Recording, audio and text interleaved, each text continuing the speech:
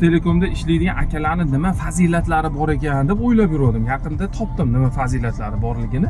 Ular aloqa, ya'ni telefon tarmog'ini ta'minlab beruvchi omil hisoblanadi. Undan tashqari video aloqa bilan gaplashmoqchi bo'lsak va internet tarmoqlarini tashkil qilib berishda va hokazo o'zini vazifalari juda ko'p.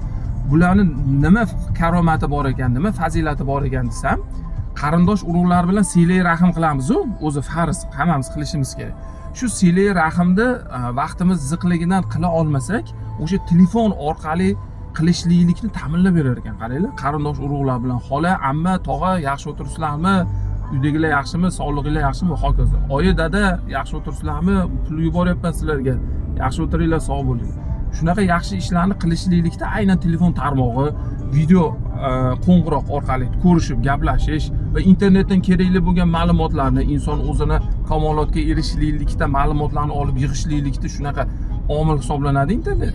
Shu vositalarni ta'minlab beruvchi, ya'ni go'zal ishga bosh qo'yib, shuni yurg'izayotgan aynan Uztelekom xodimlari ekan. Ya'ni qisqa qilib aytganda, qarindosh urug'lar bilan aloqani mustahkamlovchi o'rtadagi vositachi ekan jamiyatda orasida.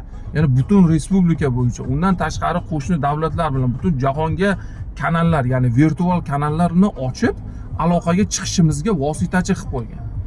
Shunaqa go'zal ishga Alloh taolo yo'llab qo'ygan ekan Uztelekom xodimlarini. Qilayotgan ishlarini ajrini ziyoda qilib bersin.